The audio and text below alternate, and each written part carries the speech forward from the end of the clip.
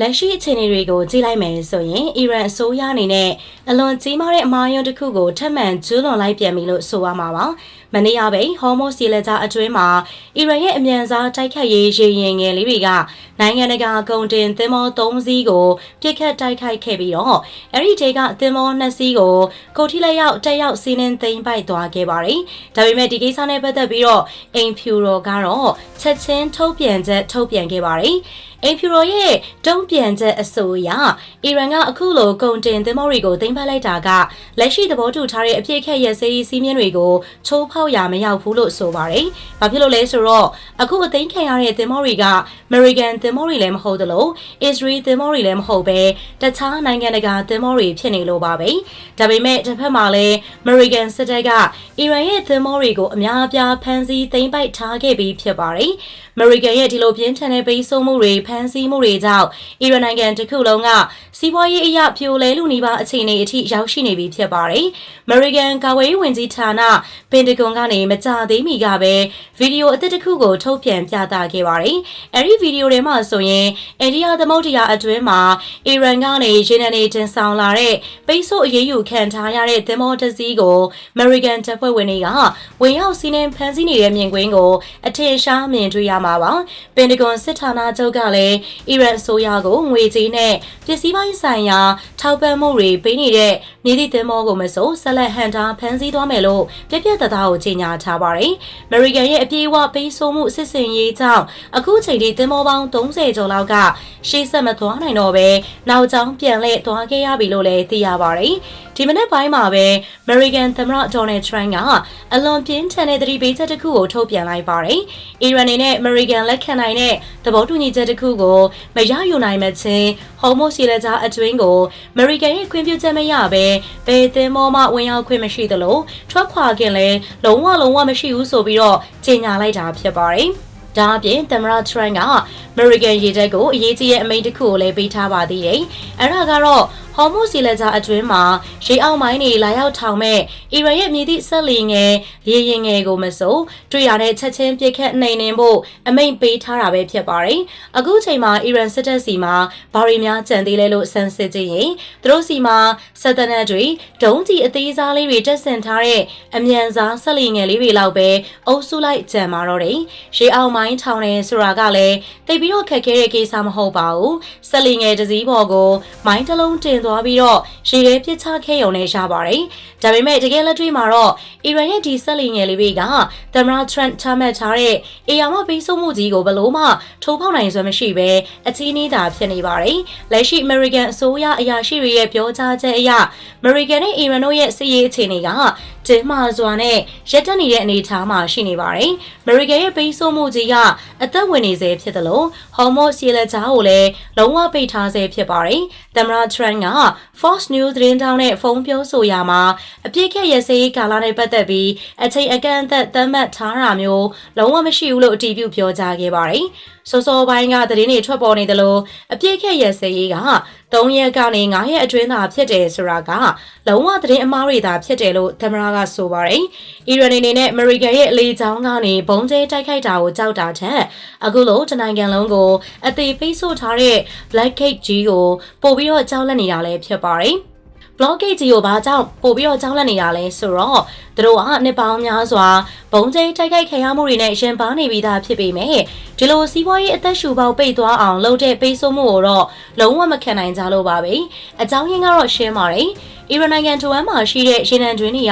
ကဒီနေ့ကို24နာရီတပတ်ကို9ရက်အစမပြတ်လေပတ်ပြီးရေနံတွေကိုစုပ်ထုတ်နေရတာဖြစ်ပါတယ်ဒီလိုထွက်လာတဲ့ရေနံတွေကိုတူလောင်ဖို့နေရလိုအပ်ပါတယ်အကယ်၍ American ရဲ့ပိတ်ဆို့မှုကြောင့်ဒီရေနံတွေကိုသင်္ဘောတွေနဲ့တင်ပြီးပြည်ပကိုမတင်ပို့နိုင်ဘူးဆိုရင်မကြာခင်မှာပဲသူတို့ရဲ့တူလောင်ရုံတွေအားလုံးမှာပြည့်ရှံသွားမှာဖြစ်ပါတယ်အဲဒီလိုတူလောင်စရာနေရာမရှိတော့ဘူးဆိုတာနဲ့အီရန်နိုင်ငံရဲ့ရေနံထုတ်လုပ်ရေးလုပ်ငန်းကြီးတစ်ခုလုံးကိုမဖြစ်မနေရပ်တန့်ဖြစ်ရပါတော့မယ်။အဲဒီလိုရပ်တန့်လိုက်တာနဲ့အီရန်စီးပွားရေးရန်ရာကြီးတစ်ခုလုံးရပ်တန့်သွားမှာဖြစ်ပြီးအီရန်ပြည်သူတွေအလုပ်သမားတွေအားလုံးအလုံးလက်မဲ့ဖြတ်သွားပါလိမ့်မယ်။အဲဒီအချိန်ကျရင်တော့အီရန်အစိုးရရဲ့လိမ်လည်စားမှုတွေအားလုံးဘူးပေါ်သလိုပေါ်သွားပြီးသူတို့ရဲ့ဇလံအဆုံးသတ်သွားတော့မှအသေးချပါပဲ။ Washington Post သတင်းစာရဲ့ဖော်ပြချက်အရဆိုရင်အကယ်၍ American ကန်ကဟော်မုတ်ရေလက်ကြားကိုပြန်ဖွင့်ပေးလိုက်ရင်ကြောင်းမှာအီရန်စစ်တပ်ကထောင်ထားတဲ့ရေအောက်မိုင်းတွေကိုအကုန်လုံးရှင်းလင်းဖို့ဆိုတာအနည်းဆုံး6လလောက်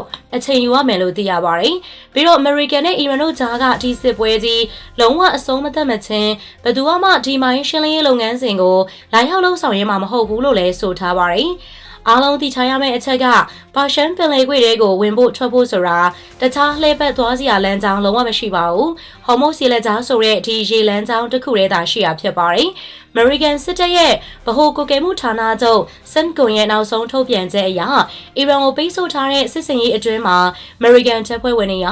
သင်္ဘောပေါင်း32စီးကိုရှေ့ဆက်သွားခွင့်မပြုဘဲနဲ့နောက်ကျောင်းပြန်လဲစေခဲ့တယ်လို့အတည်ပြုထားပါတယ်။ဒီတင်းမာမှုတွေကြားထဲမှာပဲသမ္မတထရန့်ကဝန်သားစရာသတင်းကောင်းတစ်ခုကိုကြေညာခဲ့ပါတယ်။အဲ့ဒါကတော့တေတံပေးခံရမယ့်အီရန်မျိုးသမီး8ဦးရဲ့အသက်ကိုကယ်တင်နိုင်ခဲ့တာပါပဲ။၄ဦးကိုချက်ချင်းလွတ်ပေးပြီးကျန်၄ဦးကိုထောင်ဒဏ်1လပဲပြောင်းလဲချမှတ်လိုက်တာကထရန့်ရဲ့ပြင်းထန်တဲ့ဖိအားပေးမှုကြောင့်လို့ဆိုရမှာပါ။ရေပြင်မှာလည်းအီရန်ကကုန်တင်သင်္ဘောနှစ်စီးကိုဝင်ရောက်စီးနင်းခဲ့တာကအမေရိကန်ကသူတို့ရဲ့ရေနံတင်သင်္ဘောတွေကိုဖျက်ဆီးခဲ့တာကိုမျက်လုံးချင်းအစားပြန်ယူတဲ့အနေနဲ့လက်တုံ့ပြန်တာပါလက်ရှိမှာတော့ဒုတိယသမ္မတ JD Vance ကအစ္စလာမ်ဘက်ကိုသွားပြီးတော့ငြိမ်းချမ်းရေးဆွေးနွေးဖို့အစီအစဉ်မရှိသေးပဲအီရန်ဘက်ကခိုင်မာတဲ့တံပြန်အဆိုပြုချက်ကိုပဲစောင့်နေတာပါတကယ်တော့ American ကအီရန်ရဲ့မောင်ခိုတရေသင်္ဘောတွေကိုဟော်မုတ်စီလက်ကြားမှာတင်မဟုတ်ပဲအိုမန်ပင်လယ်ကွေ့နဲ့အိန္ဒိယသမုဒ္ဒရာအလဲကောင်းမှာပါ Navy Seals တွေသုံးပြီးတော့အတိအကျဖမ်းဆီးနိုင်ခဲ့တာဖြစ်ပါတယ်။အထူးသဖြင့် Khao Chun ကနေတရုတ်နိုင်ငံစီရေနံတွေခိုးထုတ်ဖို့သွားနေတဲ့ Tiffany လိုသင်္ဘောတွေကိုဖမ်းဆီးလိုက်တာကစွမ်းရည်လိုအပ်နေတဲ့တရုတ်အတွက်တော့ကြီးမားတဲ့ထိုးနှက်ချက်ပါပဲ။အရင် Biden အစိုးရလက်ထက်မှာလို့မတိကျအောင်ဆောင်ပြီးတော့လုပ်ပေးထားတဲ့ခေတ်ကုန်သွားပြီဆိုတာကို Trump ကပြပြသားပြသလိုက်တာပါပဲ။နောက်ဆုံးစစ်ပွဲလိလာရေးအဖွဲ့အစည်း ISW ရဲ့အစီရင်ခံစာတွေအရအီရန်အစိုးရအတွင်းမှာဆုံးဖြတ်ချက်ချမဲ့သူမရှိတော့ပဲတစားစီပြိုကွဲနေတာကိုတွေ့ရပါတယ်။ Ayatollah ကဟန်ပြခေါင်းဆောင်ဖြစ်နေပြီးစစ်တပ်ဗိုလ်ချုပ်တွေကအာဏာလုနေကြတာပါ။ American ရဲ့စီးပွားရေးပိတ်ဆို့မှုကတော်တော်လေးအစွမ်းပြနေလို့အီရန်အတွင်းပိုင်းကအုပ်စုတွေကအစိုးရစီယာထောက်ပံ့ကြေးရဖို့တန်းစီစောင့်နေရတဲ့အခြေအနေစိုက်နေပါပြီ။အခုအခြေအနေမှာအီဂျစ်၊တူရကီနဲ့ပါကစ္စတန်တို့လိုအိန္ဒိယနိုင်ငံတွေက American နဲ့အီရန်နှစ်ဖက်စလုံးကိုစပွဲဝိုင်းစီကိုပြန်လာဖို့ဝိုင်းဝန်းကြိုးပမ်းနေကြတာကိုတွေ့ရပါတယ်။သူတို့ကလည်းအီရန်ကိုငြိမ်းချမ်းရေးလမ်းစဉ်ပဲရွေးစေချင်ကြတာပါ။ဘာလို့လဲဆိုတော့အီရန်ရဲ့ရန်တမ်းပစ်ခတ်တဲ့ဒုံးကျည်တွေကသူတို့နိုင်ငံတွေကအဆောက်အုံတွေပေါ်ကြားရောက်နေတာကိုဘယ်သူမှလက်မခံနိုင်ကြလို့ပဲဖြစ်ပါတယ်။ဒီကြားထဲမှာအန်အောဖို့ကောင်းတာက American ကဒီအခြေအနေကိုအသုံးချပြီးတော့စီးပွားရေးရအကျိုးမြတ်တွေရနေတာပါပဲ။ကမ္ဘာရှင်နယ်လိုအပ်ချက်ကို American ကပဲဖြည့်ဆည်းပေးနေရလို့ American ပြည်သူတွေအတွက်အလုံးအကိုင်းတွေပိုများလာစေပါတယ်။တစ်ဖက်မှာလည်းရှင်နယ်ပြက်လက်နေတဲ့တရုတ်နိုင်ငံအတွက်သတင်းဆိုးဖြစ်နေပေမဲ့သူတို့ရဲ့ရန်သူထိုင်ဝမ်ကိုတော့ American ကရှင်နယ်နေအရှံပယ်ပို့ပေးပြီးအင်အားတိစောက်ပေးနေတာကတကယ်ကိုထိရောက်တဲ့ view ဟာတစ်ခုလို့မြင်မိပါတယ်။အီရန်အစိုးရကသင်္ဘောတွေကိုစီးနှင်းပြပြီးဝါရဖြတ်နေပေမဲ့တကယ်တော့သူတို့အတွင်းပိုင်းမှာအစိုးရအုပ်စုနဲ့လက်တွေ့သမားကြားတွေကြားအကြီးအကျယ်ကိုအားပြိုင်နေကြတာဖြစ်ပါတယ်။အီရန်အတွက်အဆိုးဆုံးကတော့သူတို့ရဲ့ရေနံသို့လောင်ရုံတွေကနောက်ထပ်နှစ်ပတ်ကနေ10ပတ်စာပဲဆန်တော့တာပါပဲ။အဲဒီအချိန်ကျော်ရင်တော့စီးပွားရေးရန်ရာကြီးတစ်ခုလုံးရပ်တန့်သွားပြီးပြည်သူတွေရောစစ်တပ်ပါလားစာမရတော့တဲ့အတွက်အစိုးရပြိုကျဖို့ပဲရှိပါတော့တယ်။ဒါကြောင့်ဖိအားအောက်မှာရောက်နေတာက American မဟုတ်ပဲအီရန်ဖြစ်နေတာပါ။ငြိမ်းချမ်းရေးဆွေးနွေးပွဲတွေနဲ့ပတ်သက်ရင်လည်းဒုတိယသမ္မတ JD Vance ပြောပြချက်အရအီရန်ကိုယ်စားလှယ်တွေကနောက်ဆုံးဖြတ်ချက်ချနိုင်တဲ့အာဏာမရှိကြသလို American ရှိမှတဲ့အချင်းချင်းငင်းခုန်နေကြတာပါ။ဒါအပြင်အီရန်ကဆဒန်ဟူစိန်ရဲ့သင်ခန်းစာကိုယူပြီးတော့ပြည်내32ခုခွဲခြားလှုပ်ရှားတဲ့မိုစစ်စီရေးဖြူဟာကိုတုံးထားလို့ဆွေးနွေးဘက်32ဖွဲ့ဖြစ်နေတယ်လို့ပါပဲ။ဒါကြောင့်လည်းသဘောတူညီချက်ရဖို့ကလုံးဝမဖြစ်နိုင်တဲ့လောက်ခက်ခဲနေတာဖြစ်ပါတယ်။အခုချိန်မှာ American ရေတပ်ကအီရန်နိုင်ငံတစ်ခုလုံးကိုတစ်တာတစ်လုံးနဲ့ထဲပိတ်ထားသလိုအသေးချာပိတ်ဆို့ထားပြီးသားဖြစ်ပါတယ်။အီရန်ကဟော်မုတ်စီလက်ကြားမှာတခြားနိုင်ငံကသင်္ဘောတစ်စီးနှစ်စီးဖမ်းပြရုံနဲ့ဘာမှမထူးခြားသလိုဘယ်ဦးမှလည်းထွက်ပြေးလို့မရပါဘူး။ဝင်ငွေမရှိအလုပ်ကိုင်မရှိတဲ့အခြေအနေမှာအီရန်တွေဘလောက်ကြာတောင်းခံနိုင်မလဲဆိုတာကတော့အဖြေရှင်းနေပါတယ်။သမ္မတထရန့်ကတော့သူတို့အရှုံးပေးလာမယ့်အချိန်ထိအေးအေးဆေးဆေးစောင့်ဆိုင်သွားမယ့်သဘောရှိပါတယ်။ လက်ရှိအခြေအနေအရအီရန်အစိုးရဖွဲ့တွေကတစ်ဖက်ကတော့စပွဲဝိုင်းကိုလာပြီးဆွေးနွေးချင်နေကြပါတယ်။ဒါပေမဲ့သူတို့ကဆွေးနွေးပွဲမစခင်အမေရိကန်ဘက်ကပိတ်ဆို့မှုတွေကိုအရင်ရုပ်သိမ်းပေးရမယ်ဆိုတဲ့ကြိုတင်စည်းကမ်းချက်မျိုးတောင်းဆိုချင်နေကြပါတယ်။သမ္မတထရန့်အနေနဲ့ဒီတောင်းဆိုချက်ကိုလက်ခံမလားဒါမှမဟုတ်ဆွေးနွေးပွဲပြီးမှရုပ်သိမ်းပေးမလားဆိုတာကတော့မသိကြသေးပါဘူး။နောက်တစ်ဖက်မှာတော့Ahmed Farhidi ကိုအီရန်ထော်လိုင်းအဆောင်တက် IRGC ကဗိုလ်ချုပ်ကြီးတွေရှိနေပါတယ်။သူတို့ကအာဏာပိုရှိနေပြီးတော့အမြင့်ဆုံးခေါင်းဆောင်စီကိုဓာတ်ရိုက်ဝင်ထွက်သွားလာခွင့်ရှာတဲ့သူတွေဖြစ်ပါတယ်။သူတို့ကအရေးကြီးတဲ့ဆုံးဖြတ်ချက်တွေကိုတည်ဆောင်လာတတ်ပေမဲ့တကယ်တမ်းမှာဘသူကဆုံးဖြတ်နေမှအိမ်ဖြူတော်ကတောင်မှရေရမသိပါဘူး။ဒါကြောင့် American အစိုးရကမင်းတို့အချင်းချင်းအရင်ရှင်းအောင်လုပ်ကြအောင်ဆိုတဲ့သဘောထားမျိုးထားရှိပါတယ်။အီရန်ဘက်ကတသန်နဲ့ထွက်တဲ့ညီညွတ်တဲ့အဖွဲ့အစည်းတစ်ခုဖြစ်မလာမချင်း American ကဟောမိုစီလက်ကြားကိုဆက်လက်ထိန်းချုပ်ထားပြီးအီရန်ကိုစီးပွားရေးအရဆက်လက်လဲပေးညှစ်ထားမှာဖြစ်ပါတယ်။အိမ်ဖြူတော်ပြောရေးဆိုခွင့်ရှိသူ Caroline Leaf ကလည်းဒါ American အနေနဲ့အီရန်ဘက်ကတုံ့ပြန်ချက်ကိုစောင့်ဆိုင်နေစေဖြစ်တယ်ဆိုပြီးတော့ Caroline Levitt ကပြောကြားထားတာဖြစ်ပါတယ်။သမ္မတထရန့်အနေနဲ့အီရန်ရဲ့အဆိုပြုချက်ကိုလက်ခံရရှိဖို့အတွက်တိကျတဲ့နောက်ဆုံးရက်သတ်မှတ်ထားတာမျိုးမရှိသေးပါဘူး။အချိန်စီအားလုံးက American သမ္မတရဲ့ဆုံးဖြတ်ချက်အပေါ်မှာသာမူတည်နေပါတယ်။ American ထောက်လှမ်းရေးတွေကအီရန်ရဲ့အခြေအနေကိုအသေးအချာသိရှိနားလည်ထားပေမဲ့အီရန်ဘက်ကညီညွတ်တဲ့တုံ့ပြန်မှုကိုသာလိုချင်တာဖြစ်ပါတယ်။ဒါပေမဲ့အီရန်မှာစစ်အာဏာရှင်ပြည်နယ်31ခုလောက်ကွဲထွက်နေတဲ့စနစ်ကြီးရှိနေရင်အဲဒီလူတွေအားလုံးသဘောထားတစ်ခုတည်းဖြစ်လာအောင်ဘယ်လိုလုပ်မလဲဆိုတာအကြီးမားဆုံးပြဿနာပါ။အဖြေကတော့ရိုးရှင်းပါတယ်။သူတို့စီမှာရှိတဲ့လက်နက်တွေအားလုံးဖျက်သိမ်းပစ်လိုက်ဖို့ပါပဲ။စစ်တိုင်းနိုင်စွမ်းမရှိတော့အောင်လုပ်လိုက်ရင်ဒီအဖွဲ့တွေအားလုံးအလိုလိုပြောက်ကွယ်သွားပါလိမ့်မယ်။သူတို့ကပြိုလဲနေတဲ့စနစ်ကြီးကနေအလိုလိုထွက်ခွာသွားကြပါလိမ့်မယ်။ဒါဟာအရေးကြီးဆုံးသောအချက်ပါပဲ။အီရန်တွေမှာအချိန်သိမ့်မရှိတော့ပါဘူး။သူတို့ထွက်နေတဲ့ရေနံတွေကိုထားဖို့နေရာသိပ်ပြီးတော့လိုအပ်တယ်။ခံမှန်းချက်တွေအရနောက်ထပ်2ပတ်ကနေ10ပတ်အတွင်းမှာဆိုရင်တော့ရေနံတိုးလောင်ရုံတွေအားလုံးပြည့်သွားပါတော့မယ်။အဲဒီအခါကျရင်ရေနံတွင်းတွေကိုပိတ်ပြရမှာဖြစ်လို့ရေရှည်ပျက်စီးမှုတွေဖြစ်ပေါ်လာပါလိမ့်မယ်။ပိတ်ဆို့မှုကြောင့်ရေနံစက်ရုံတွေရပ်လိုက်ရပြီဆိုရင်အဲဒီစက်ရုံတွေကိုပြန်လဲပတ်ဖို့ဆိုတာလွယ်ကူတဲ့ကိစ္စမဟုတ်ပါဘူး။တိုးလောင်ကန်တွေပြည့်သွားရင်အားလုံးရှက်ပြရမယ်။အဲဒီအခါအလုပ်သမားတွေဘာလုပ်ကြမလဲ။စီးပွားရေးရန်တရားရပ်တန့်သွားမယ်။လူတွေအားလုံးရေနံချက်စက်ရုံတွေကနေအိမ်ပြန်ကြရမယ်။ပြန်လည်စတင်ဖို့ဝန်ထမ်းတွေကျွမ်းကျင်သူတွေရှိတော့မှာမဟုတ်ဘူး။အဲဒီအချိန်ကျရင်အစိုးရရဲ့လက်ကွက်တွေအားလုံးပြီးဆုံးသွားပြီဆိုတာပြည်သူတွေသိသွားပါလိမ့်မယ်။အစိုးရကြဆုံးသွားပြီ။သူတို့ဝါဒဖြတ်နေတယ်လို့အောင်ပွဲမခံနိုင်ဘူးဆိုတာအားလုံးသိသွားကြပါလိမ့်မယ်။လွန်ခဲ့တဲ့ရက်အနည်းငယ်ကမှအီရန်တွေကဒုံးချီတစ်စင်းကိုလမ်းမပေါ်မှာလှည့်လည်ပြသပြီးအပြစ်ခက်ရဲစေးစတင်ခဲ့တဲ့အချိန်မှာအောင်ပွဲခံနေကြတာပါ။ဒါပေမဲ့အခုကျတော့ဘာဖြစ်နေပြီလဲ။ဘယ်သူမှအလုံးမရှိဘူး။ဘယ်သူမှလားစာမရဘူး။ပြည်သူတွေကဟေးငါတို့နိုင်နေပြီဆိုရင်အခုဘာလို့အားလုံးရက်တက်နေရလဲလို့မေကွန်းထုတ်လာကြပါလိမ့်မယ်။ American ပြည်တွင်းကိုပြန်ကြည့်မယ်ဆိုရင်လည်းဓာတ်ဆီဈေးနှုန်းတွေတက်လာတဲ့ကိစ္စနဲ့ပတ်သက်ပြီးတော့ American ပြည်သူတော်တော်များစိုးရိမ်နေကြတာကိုတွေ့ရပါတယ်။ဒါပေမဲ့တစ်ဖက်မှာလည်း American ရဲ့ stock share ဈေးကွက်တွေဖြစ်တဲ့ S&P 500နဲ့ NASDAQ တို့ကစံချိန်တင်အမြင့်ဆုံးကိုရောက်ရှိနေပါတယ်။စီးပွားရေး corporation ကြီးတွေရဲ့ဝင်ငွေကလည်းအလွန်အားကောင်းနေပါတယ်။ဓာတ်ဆီဈေးနှုန်းတွေကဂျဂါလန်ကို$4ကျော်အထိကိုရောက်ရှိနေပါတယ်။ဒီနေရာမှာနားလည်ထားရမယ့်အချက်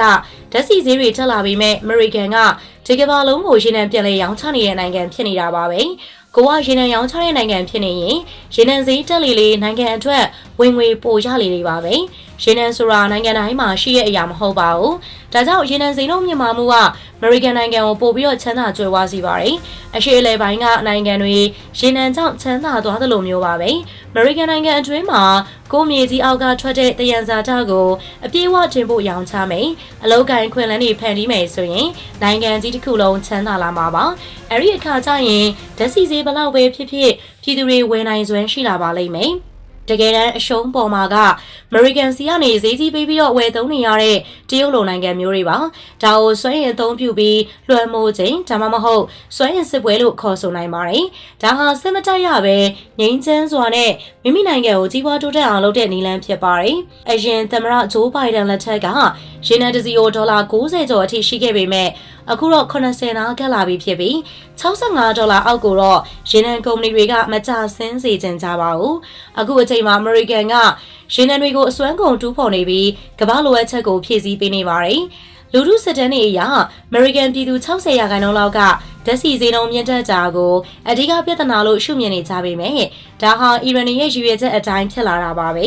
အီရန်ကအမေရိကန်ပြည်သူတွေဓာတ်ဆီဈေးကြောင့်ဒုက္ခရောက်ပြီးတော့သမ္မတထရန့်ကိုဖိအားပေးလာအောင်ရည်ရွယ်ချက်ရှိရှိနဲ့လှုံ့ဆော်နေကြတာပါဒါကြောင့်လေအီရန်ကဟော်မိုစီလက်ကြားထဲမှာအမေရိကန်မဟုတ်တဲ့တခြားနိုင်ငံကရေနံတင်သင်္ဘောတွေကိုတွားရောက်ဖမ်းဆီးပြီးပြဿနာရှာနေကြတာပါမျက်နှာဖုံးဆွတ်ထားတဲ့သနက်ကိုင်နဲ့ကင်မရာမန်တွေနဲ့တွားပြီးတော့သင်္ဘောကိုဝင်စီးတဲ့ဗီဒီယိုတွေကိုရိုက်ကူးခဲ့ကြတာပါသူတို့အနေနဲ့ဒီစစ်ပွဲကိုအနိုင်ရဖို့ဆိုတာသတင်းချက်လက်စစ်ပွဲဆင်နွှဲမှသာရှာနိုင်မယ်လို့ယုံကြည်နေကြပါတယ်အမေရိကန်ပြည်သူတွေသမရအပေါ်မကြေမနက်ဖြစ်လာအောင်ဖန်တီးနိုင်ရင်သူတို့နိုင်မယ်လို့ထင်နေကြတာပါဓာတ်ဆီဈေးနှုန်းတက်လာတာဟာယာယီတာဖြစ်ပြီးတော့ဒီပြဿနာပြီးသွားရင်ပြန်ကျသွားမှာကိုလည်းသူတို့လည်းသိပါတယ်ဒါပေမဲ့သူတို့ရဲ့အမြန်စားဆက်လီတွေနဲ့သင်္ဘောတွေကိုဝင်စီးပြတဲ့ဗီဒီယိုတွေဖြစ်နေသွားရင်တချို့သောသတင်းဌာနတွေက